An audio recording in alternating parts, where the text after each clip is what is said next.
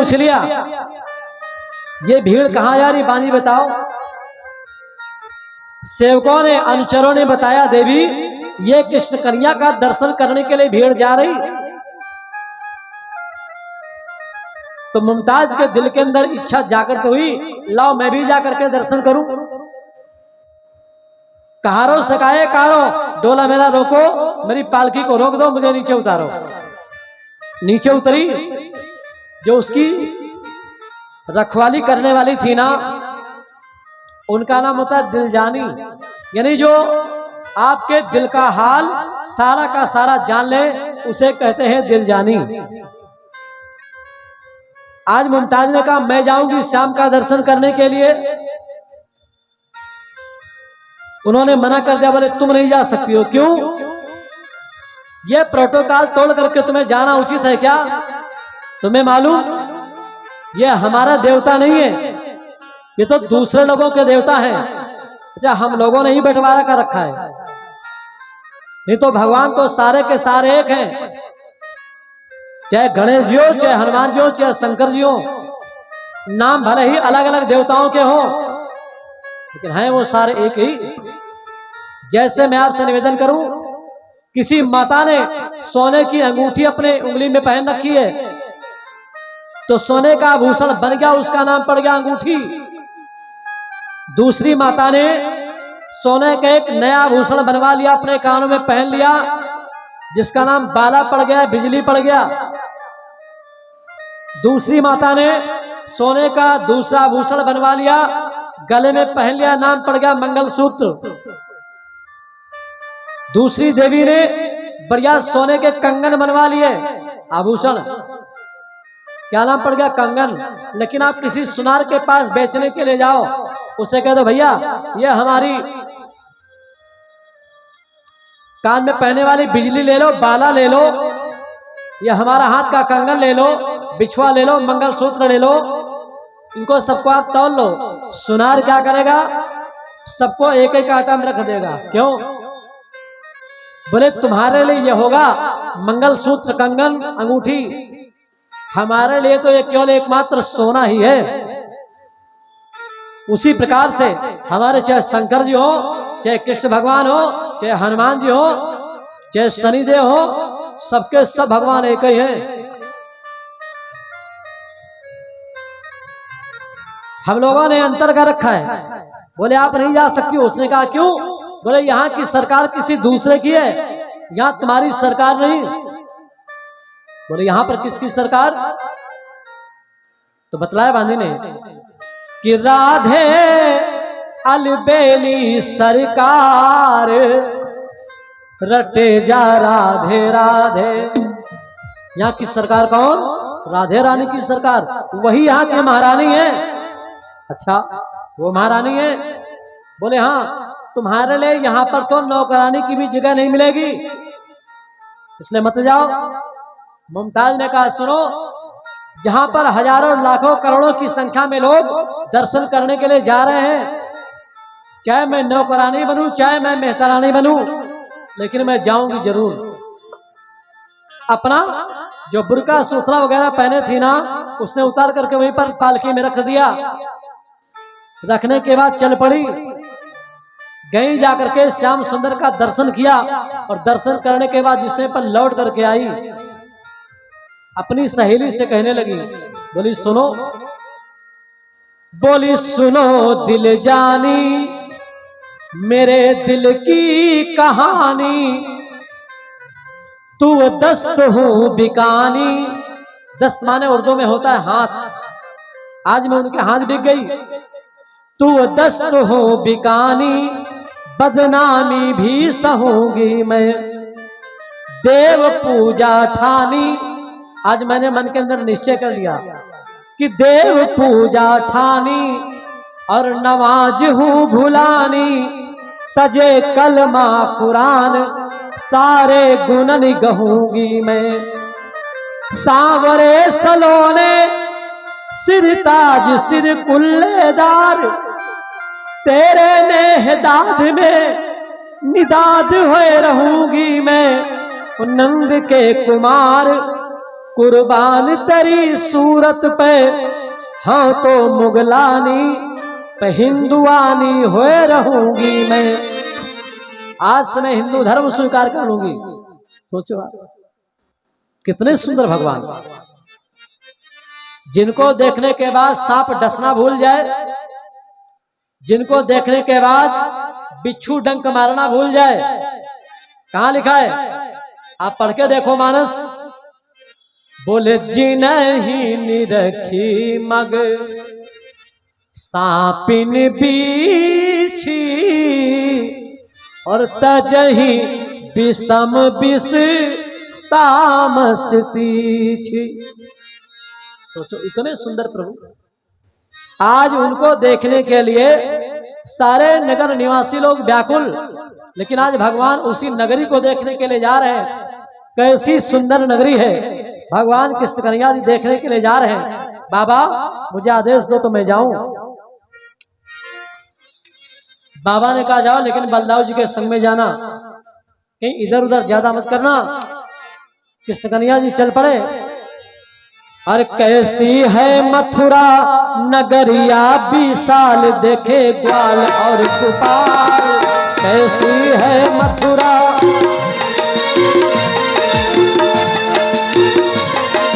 कैसी है मथुरा नगरिया विशाल देखे ग्वाल और गोपाल।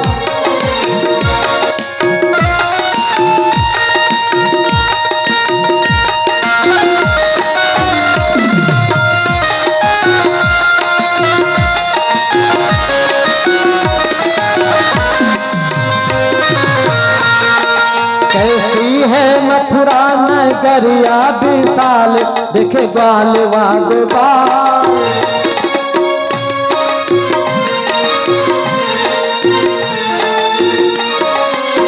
राम श्याम पे सब बलिहारी, राम श्याम पे सब बलिहारी, हाँ सब बलिहारी।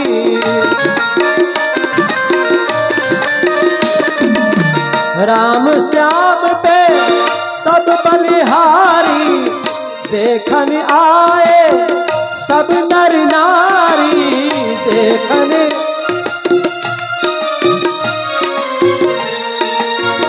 देखन आए सब नर नारी, तब तिरछी नजरिया डाल की नानी हाल देखे ग्वाल और गोपाल। कैसी है तिरछी,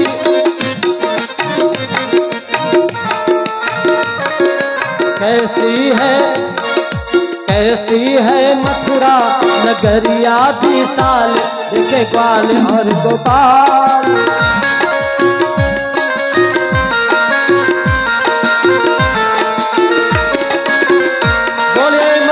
नगरी की, मथुरा भी नगरी 7 पुरियों में एक पुरी के नाम से जानी जाती है। पुरी किसे कहते हैं, जहां पर जाने के बाद आपके जीवन की यात्रा पूरी हो जाए उसे कहते पुरी। जैसे कोई व्यक्ति जाए, जो 7 पुरियां हैं आपके यहां पर, कोई व्यक्ति जाकर के केवल पुरी में मर जाए बस, तो व्यक्ति तर जाता है। पहली पुरी कौन, पहली पुरी का नाम है अयोध्या। अयोध्या मथुरा माया काशी कांची अवंतिका पुरी द्वारावती चैव सप्तैदा मोक्षदायिका। ये मोक्ष देने वाली पुरियां हैं। पहली पुरी का नाम अयोध्यापुरी, क्यों? क्योंकि राम जी पहले आए थे। दूसरी पुरी मथुरा, हरिद्वार, कांची, माया, द्वारकापुरी। इन नगरियों में यदि कोई व्यक्ति जाए और जाने के बाद केवल अपने प्राण त्याग दे तो व्यक्ति का मोक्ष हो जाता है। ये केवल हमारे आप के लिए है कि राम और कृष्ण अलग अलग हैं, नहीं।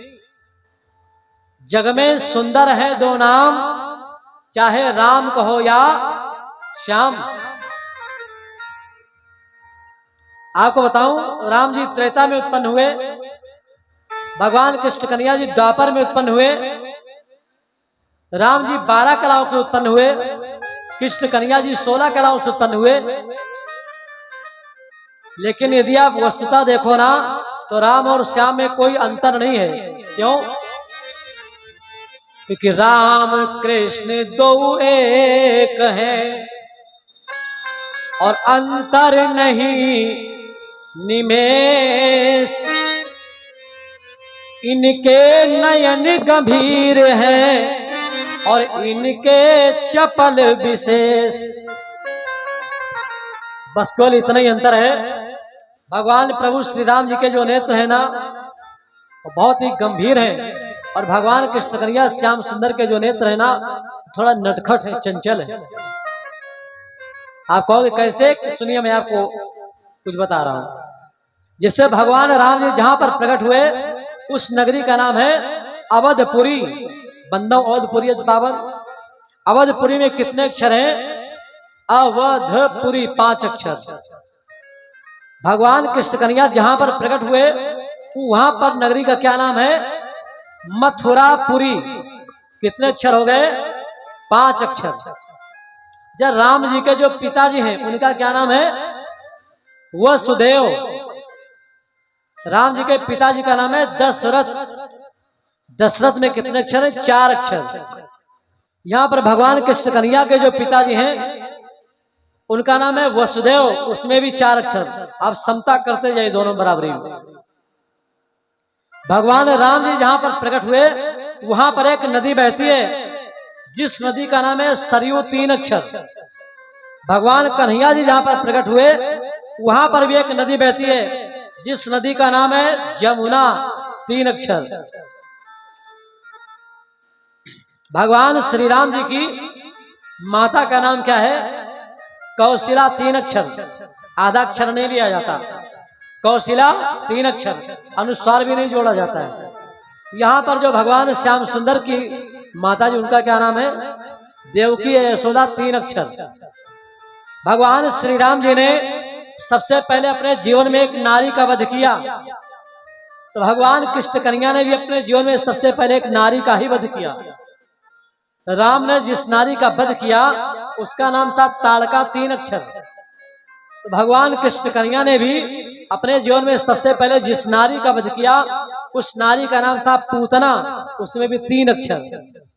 आप मिलाते चले जाओ, सबके सब एक ही जैसे आपको मिलेंगे। तो जो राम है वही श्याम है, और जो श्याम है वही राम है। आज इस समय पर ये लोग घूमते घूमते चले, रास्ते में एक मिल गया भैया धोबी, जिससे पर रजक मिल गया। उस रजक को भगवान ने देखा, धोबी से कहा भैया ईमान का इसमें क्या है? बोले इसमें वस्त्राणि वस्त्र हैं। भगवान ने कहा भैया हमको दे दो। अरे धोबी ने कहा तुमने अपना चेहरा देखा है? अरे ये राजाओं के वस्त्र हैं, राजाओं के। कृष्ण कन्हैया ने कहा मामा जी, अरे हम भी तो उन्हीं के मेहमान हैं कंस के, इसलिए वस्त्र दे दो। इनकार कर दिया। अरे जंगल जंगल भटकने वाले गवों के पीछे अहीर जात के लोग, और तुम ये राजाओं के वस्त्रों को पहनोगे? कहां ये मुंह मसूर की दाल। जैसे गालियां देना शुरू कर दिया, भगवान कृष्ण कन्हैया ने 2 उंगलियां तैयार किया। रजगत से कराग्रहण शिरा कायात पातयत। भगवान ने केवल 2 उंगलियां मारी और उस धोबी की गर्दन कट के दूर जा गिरी। सोचो आप, जो आज का लोग कहते हैं ना कि जो मार्शल आर्ट है ना, ये दूसरे देश की है ना, ये हमारे अपने ही देश की है। कोई भी ऐसा खेल नहीं है जिसे आप लोग क्रिकेट का खेल कहते हो ना, इंग्लैंड का है। नहीं, इंग्लैंड तो अभी मात्र 100-200 वर्षों से खेलना शुरू किया। हमारे यहाँ पर कंदुक क्रीड़ा तो लाखों वर्ष पहले से भगवान राम जी गेंद खेल रहे थे। और जिन भगवान कृष्ण कन्हैया की आप कथा सुनने के लिए बैठे हो, इसमें भी तो आप पढ़ते हो ना, सुनते हो ना, कि भगवान कृष्ण कन्हैया ने गेंद खेला और गेंद जाकर के काली दह के अंदर गई। तो आज भगवान को भी कितने हजारों वर्ष सोचो व्यतीत हो गए। तो जितने खेल है ना वो सारे के सारे खेल हमारे अपने भारतवर्ष के हैं, कहीं किसी विदेश के नहीं सोचो आप। आज इस समय पर जो मार्शल आर्ट है उसका प्रयोग किया, 2 गोलियां मारी और धोबी की गर्दन कट के दूर जा गिरी। ये धोबी कौन है? ये धोबी भैया त्रेता युग वाला है, जिस धोबी ने मैया सीता पर कलंक लगाया था। उस समय पर भगवान दंड तो दे नहीं सकते थे। आज उसी धोबी को भगवान ने उसकी गर्दन काट दिया, क्योंकि हमारे पर शास्त्रों में लिखा गया है अवश्य में भोक्तव्यम कृतम कर्म शुभाशुभम। 3 दिन में, 3 सप्ताह में, 3 मास में, 3 वर्ष में, 3 जन्म में अपने द्वारा किए गए पाप को व्यक्ति को भोगना ही पड़ता है। और आज भगवान ने उसकी गर्दन काट दिया। लोगों से कहा भैया जितने भी वस्त्र हैं सब लोग छांटो बिनो। और लूट कैसे मचती है। अब इन गोप बालकों ने कभी वैसे रेशमी वस्त्र तो देखे नहीं। जब रेशमी वस्त्र नहीं देखे, जो कुर्ता था ना कंस का, वो कुर्ता लिया और कुर्ता लेने के बाद उसने बताओ बेचारा अपना पांव डाले सिद्ध, पांव डाला, और जो पैजामा उसको बेचारे अपना हाथ डाले सिद्ध। कभी पहने हो तब ना जाने। कन्हैया क्यों देगा, बताओ तुमको कैसे लग रहे हैं। कन्हैया ने कहा भैया बहुत बढ़िया पहने हो, क्या कहीं इससे ज्यादा। थोड़ा आगे गए बढ़ करके एक दर्जी ने देखा। दर्जी ने कहा प्रभु यदि आपका आदेश होना तो इन सबके वस्त्र सुधार दें। भगवान ने कहा भैया तब तो आपकी बहुत बड़ी कृपा हो जाए। दर्जी ने उन सबके वस्त्रों को सुधार दिया। भगवान ने कहा भैया बताओ तुम्हें इसका पारिश्रमिक मैं क्या दूं, मूल्य क्या दूं। दर्जी को पता लग गया अभी अभी धोबी को मूल्य देकर के आ रहे हैं, कहीं ऐसा ना हो कि हमें भी वही वैसा ही पारिश्रमिक दे दे। धोबी ने कहा हमको कुछ भी पारिश्रमिक नहीं चाहिए, हमें तो बस केवल आपका आशीर्वाद चाहिए। भगवान ने आशीर्वाद दिया दर्जियों को। क्या दिया? आने वाले समय में कपड़ा होगा 100 रुपये का और सिलाई होगी 200 रुपये। और आज आप कलयुग में देख रहे होंगे कपड़ा है मात्र 1500 का, लेकिन उसकी सिलाई 2000-3000 रुपये। ये किसकी कृपा है? भगवान की कृपा है। और थोड़ा सा आगे बढ़े, एक सुदाम नाम का माली मिल गया। उसने कहा प्रभु मैं आपको माला पहनाना चाहता हूं। माला पहना करके स्वागत किया। भगवान ने उसको भी भक्ति का वरदान दिया। भक्ति का वरदान देने के बाद यहां से चल पड़े, आगे बढ़े। एक देवी जी जो 3 जगह से टेढ़ी मेढ़ी काली कलूटी, जिससे पर काली कलूटी कुब्जा को देखा। भगवान ने पूछ लिया देवी जी तुम कौन, अपना परिचय दो। आज अपना परिचय देने लगी। दास्य स्नेहम सुंदर कंस सम्मता तिवक्र नामा हेनुलेप कर्मणि मदभावितम भोजपते रति प्रियम बिना युवाम को नितमस्त दरहति।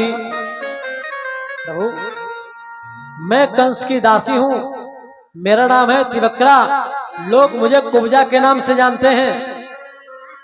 मेरे द्वारा बनाया गया अंगराग कंस को अत्यधिक प्रिय होता है। भगवान ने कहा मह्यम दे, हमको दे दो। बताओ भाई, कोई व्यक्ति अपनी सामान लेकर के जा रहा हो और तुम उससे कह दो हमको दे दो, कैसे भला व्यक्ति दे दे। लेकिन भगवान इतने सुंदर कि वो कुब्जा उनको देखती ही रह गई। और हमारे पर लिखा गया मौनम स्वीकार लक्षणम। कोई व्यक्ति आपसे कोई बात पूछे ना और आप कुछ ना बोलो, इसका मतलब कि उसकी स्वीकृति है। जैसे कोई व्यक्ति आपके घर में आवे तो आप पूछो भैया चाय पियोगे। बहुत से लोग ऐसे होते हैं, पहले पूछते हैं पानी पियोगे, पानी लावे। अच्छा कोई व्यक्ति दूर से आ रहा है तो आप को सीधे सीधे गिलास पानी ला करके पिलाना चाहिए, पूछने की क्या जरूरत। वैसे ही कोई व्यक्ति हो तो भले कह दे, आप पूछो भैया चाय पियोगे, वो कहे हाँ भैया चाय पियेंगे, चाय बनवा लो, कोई नहीं कहेगा नहीं नहीं अभी हम गुरुवारों से पी करके चाय आ रहे हैं, नहीं पिएंगे रहने दो। या तो हम लोगों के जैसा हो निर्लज्ज जो साल में काफी दिन बाहर घूमना पड़े। अब अगर हम कह देंगे नहीं पिएंगे तब तो काम कैसे चलेगा। एक संत भगवान गए, एक व्यक्ति ने पूछा स्वामी जी आप दूध पियोगे कि चाय पियोगे। स्वामी जी उससे ज्यादा डबल निकले। स्वामी जी ने कहा बेटा जब तक चाय बन रही है ना तब तक दूध ही लेते हैं वो गिलास, पहले हम दूध पी लेंगे जब तक चाय बन करके आ जाएगी, बाद में हम चाय पी लेंगे। ऐसे ऐसे लोग भी करना पड़ता है, और कुछ तो उससे भी जैसा आधा के निकल जाते हैं ना। दूध पिया और पीने के बाद गिलास को भी अपने झोली में डाल लिया, लेकर के चले गए। ऐसे ऐसे लोग सोचे जहां पर होते हैं। आज जैसे उस सैरंद्री से पूछा कुब्जा से अंगरा के महियम दे हमको दे दो, बेचारी चुप खड़ी शांत, केवल भगवान को नीचे से ऊपर तक देखे। भगवान ने निकाला चंदन, निकाल करके बलदाऊ जी के लगाया, अपनी सारी गोप मंडली के लगाया। लगाने के बाद खाली कटोरा लेकर के उस कुब्जा के हाथ में थमा दिया। बेचारी खाली कटोरा लिए घूम रही मांग रही, जैसे आज हिंदुस्तान ने पाकिस्तान के हाथ में खाली कटोरा थमा दिया हुआ। वैसे कुब्जा कटोरा पकड़े खड़ी। भगवान गए उसके बगल में, जैसे कटोरा रखने के लिए गए भगवान भी खड़े हो गए। भगवान कैसे? भगवान भी काले कलूटे नीला मुझे श्यामल कोमलांगा। भगवान भी काले, कुब्जा भी काली, तीन जगह से टेढ़ी, भगवान भी तीन जगह से टेढ़े। क्यों? भगवान भी तो खड़े होते हैं ना, सीधे थोड़े खड़े होते हैं। लोग गाते हैं ना कि तू टेढ़ा तेरी टेढ़ी रे नजरिया। भगवान जब खड़े होते हैं ना तो अपना एक पैर दूसरे पैर में फंसा करके खड़े होते हैं, हाथ भी खड़े होते ऐसे हाथ करके खड़े तिरछे। और जब कुब्जा के बगल में खड़े हो गए ना तो जो गोप मंडली थी ना, गोप मंडली ने कहा कन्हैया एक बात बताओ ना, तेरी जोड़ी बहुत बढ़िया सुंदर जम रही, तू भी काला ये भी काली, ये भी तीन जगह से टेढ़ी तू भी तीन जगह से टेढ़ा। लेकिन सावधान, ये अपनी नगरी नहीं है, ये तो मथुरा नगरी है, कहीं ऐसा ना कि लेने के देने पड़ जाए। श्याम इसने तुमको अंगराग दिया है, चंदन दिया है, लेप दिया है, आप इसको भी कुछ ना कुछ दो ना। भगवान ने कहा क्या दूं? बोले जो मर्जी हो सो दो। देखो भगवान से जब आप मांगो ना, आप अपनी औकात के हिसाब से मांगोगे, और भगवान जब देंगे ना तो अच्छे ढंग से देंगे। कुछ मांगा नहीं कुब्जा ने। भगवान ने क्या किया, अपना बाएं पैर उसके पैर के ऊपर रखा, दाहिना हाथ उसकी थोड़ी में लगाया, बायां हाथ उसके सिर पर रखा, और जो झटका दिया ना, तीन जगह से टेढ़ी वो काली कलूटी कुब्जा बिल्कुल सीधी हो गई, बढ़िया गौरांग वर्ण की हो गई। अब नीचे से ऊपर श्याम सुंदर को देखे, ये कहाँ के MBBS डॉक्टर हैं, इतने बड़े डॉक्टर, ना इनको ऑपरेशन करने के लिए बेहोश करने की, क्लोरोफार्म सुखाने की जरूरत, ना कोई इंजेक्शन लगाने की जरूरत। कैसे डॉक्टर है? ना चीरा ना फाड़ा ना प्लास्टिक सर्जरी, हमको ऐसे सीधा कर दिया। पकड़ लिया कृष्ण कन्हैया का हाथ, बोले चलो हमारे घर। भगवान ने कहा देवी अरे देखने में हमारे बड़े भैया बगल में खड़े हैं, आज नहीं लेकिन हाँ एक दिन जरूर तुम्हारे घर आऊंगा। ऐसा कह करके कुब्जा वहां से चली गई। भगवान यहां से आगे बढ़े और आज कंस के दरबार में धोबी लोग जाकर के पहुंचे। धोबियों ने कहा महाराज आपके नगरी में बहुत बड़ी अंधेर। क्यों? बोले दो राजकुमार आज आए हैं, उन्होंने मेरे मालिक की हत्या कर दिया 302। हम लोग तो सामान वामान सब फेंक के चले आए। अभी वो अपनी सूचना सुना ही रहे थे, तब तक जाकर के कुब्जा पहुंची। कंस ने कहा कुब्जा आज तुमने इतना देर क्यों कर दिया, विलंब क्यों हुआ? अरे कुब्जा ने कहा महाराज बहुत बड़ी आपके नगर में अंधेर, क्योंकि जो दो राजकुमार आए हैं ना, बहुत ही खतरनाक। और उनमें से जो बड़ा वाला है ना, बड़ा वाला तो भले ही कुछ सीधा साधा है, लेकिन छोटा वाला तो बहुत ही खतरनाक। क्या किया? धोबियों ने कहा महाराज सही कह रही है, उसी ने मेरे मालिक को 2 उंगलियां मारी थी, गर्दन कट गई। थर थर कांपहि पूरी नरी नारी,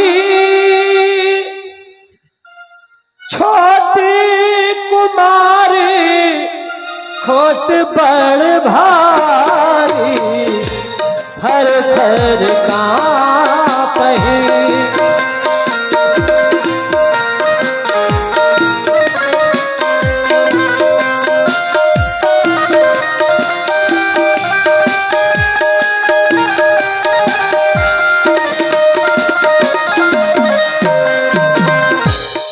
सारे नगर निवासी लोग कांप रहे, छोटा वाला तो बहुत ही ज्यादा खतरनाक।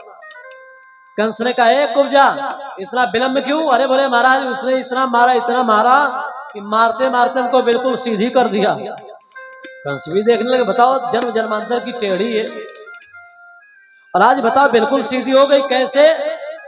बोले उसने मुझको मारा इतना कि मैं सीधी हो गई। कंस ने कहा देवी चिंता मत करो, अरे वो पतंगे के समान है, जलते हुए दीपक ने हमने उनको इसीलिए बुलाया है। अब आ तो गए हैं लेकिन जीवित कभी वापस नहीं जा पाएंगे। गालियां देना शुरू कर दिया। कुब्जा को अच्छा तो नहीं लगा, लेकिन कर क्या सकती है? प्रभु उसमें पर सीधे वहां पर गए जहां पर धनुष रखा हुआ है। अंदर बाहर दरवाजे पर कुबलिया पीर नाम का हाथी खड़ा है। महावत ने खूब मदरा पान करवाया है। भगवान ने कहा भैया आप अपने इस महावत को यहां से हटा लो, हम लोगों को अंदर धनुष देखने के लिए जाना है। महावत ने कहा देखने के लिए हाथी नहीं खड़ा है। फिर बोले पहले अपनी माता के बल का परिचय दो, तब अंदर जा पाओगे। नहीं जा पाओगे।